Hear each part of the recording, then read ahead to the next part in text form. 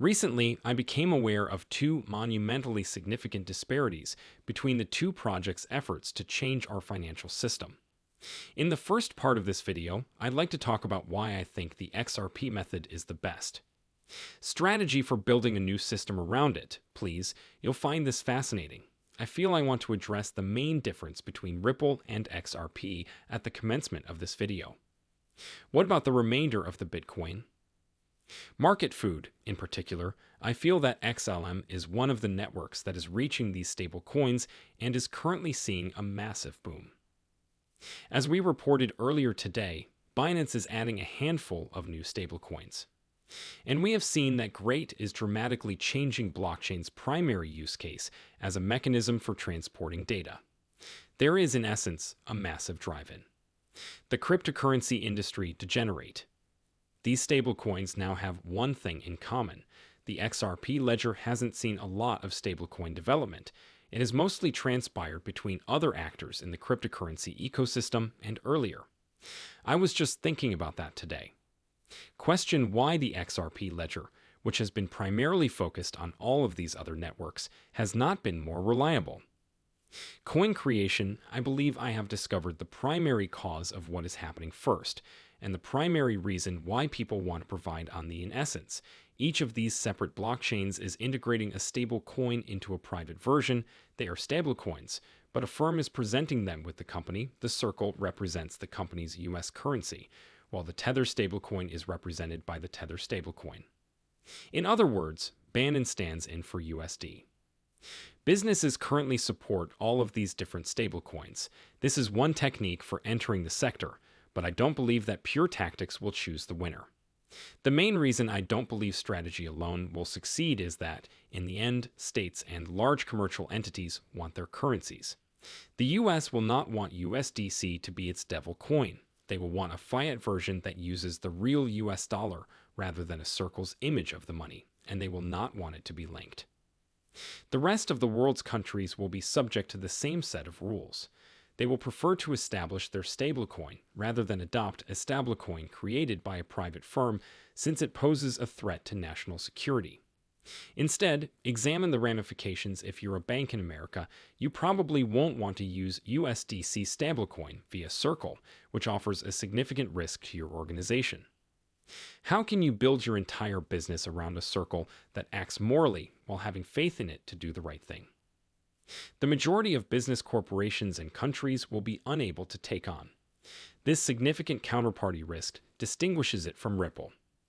Ripple is seeking to convince bank institutions to develop their fighting currencies directly on the XRP ledger rather than accepting these steady enterprises.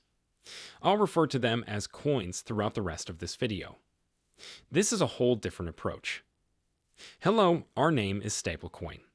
Here are some of the reasons why you should utilize it. The circle is saying, hey, let us assist you in creating your stable. Ripple is the coin on the XRP ledger, indicating that we simply supply the technology to assist you in creating that stablecoin over which you have control of the value or backing.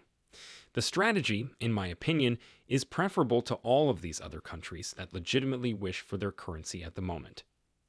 At some point, each of these different countries will be required to have their own CBC, as well as their own tokenized currencies and internal currencies for various institutions and businesses, such as the Bank of America and JP Morgan. Now that they have their internal currency, they will naturally want to be independent, though they may not necessarily want to build the railways building individual blockchains among each of these different nations and entities. When there is already a blockchain, use those as the foundation for what they are building, while Circle gives value to these institutions and says, hey, just use this Ripple. Provide the technology through the XRP ledger for them to create their value. In the long run, governments will naturally want to preserve control of their fiat currency, and this also holds for institutions, in my opinion, and what we see in Anders L. calling this out strongly reinforces what I believe. We just mentioned that Ripple is making a strong push in London. Pay attention to this, and you'll discover why Ripple is paying so much. London is the greatest forex trading hub in the world, as well as the financial heart of Europe.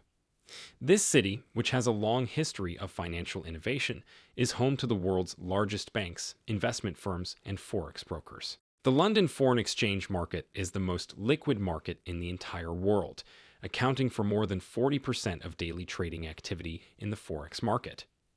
Ripple is positioning itself as the hub of financial innovation and the greatest currency market in the world to begin tokenizing these types of values for nations, institutions, and the world's most valuable currency.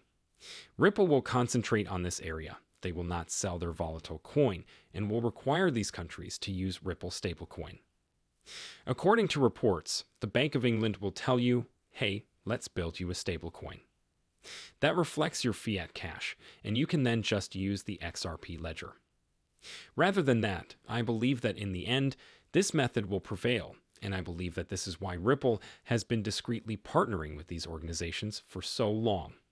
Much of what I just said is my own prediction of how this will develop in the future, but I believe it is very logical, and I believe that directly relates to Ripple's long-term strategy of assisting these significant institutions and nations in embracing the financial system of the future generation rather than simply creating a new system and imposing it on them. The contrast in strategy piqued my interest. If you're asking how XRP fits into the long-term plan, I love how Ripple is approaching this. I believe the strategy will ultimately prevail. Keep in mind that there will need to be made out of liquidity for the platform that the big money is using once they start using various XRP ledger variants to create their stable currencies, and XRP will always be present in the middle of all of those exchanges. Tomorrow, which I believe has a real possibility of impacting the market's direction in the coming months, and the Bitcoin spot ETF is engaged. It's therefore fascinating to note that Gary Gensler just rejected 2 Bitcoin ETF positions. It wasn't meant to dispute these charges until, say, October 7, but he went out of his way to finish it. I believe he did it early since he will be explaining his opposition to the Bitcoin spot ETF to Congress tomorrow. In other words, Gary Gensler did not want to appear before Congress and face questions about why he did not approve of this and denied it. Instead, he decided to reject it ahead of a congressional hearing so that he could explain, oh, I'm sorry as well. I had already done it when he appeared. Tomorrow's hearing before Congress will be interesting to observe because, in my opinion, it will be mainly focused on cryptocurrencies, debates on a global scale. However, cryptocurrency appears to be regaining steam. The second reason it's so exciting is that Gary Gensler recently received a letter from both sides encouraging him to approve a Bitcoin spot ETF as soon as possible. If you're wondering why all of this is relevant, it's because there hasn't been much bullying. The market's momentum recently, markets have been quite lethargic. There hasn't been much to excite speculators, and there hasn't been much progress. However, if Gary Gensler is now under pressure from Congress to authorize a spot Bitcoin can, that's a really interesting development, especially if it's happening on a bipartisan basis. If one of these things is approved sooner than most people predict, these large institutions will be forced to purchase Bitcoin on the spot market as they carry out this action, which, as we all know, eventually flows into other cryptocurrencies, which has an impact on the rest of the cryptocurrency market. But I believe that we need a catalyst like this to start the next bull run, because we have been trading sideways for so long, because we have been at the bottom for so long. I'm not concerned about other drawbacks, but what we truly need is a catalyst like this. The market's popularity will grow. Speculative activity, and in my opinion, this is fully prepared to meet that need. This has been predicted by the market.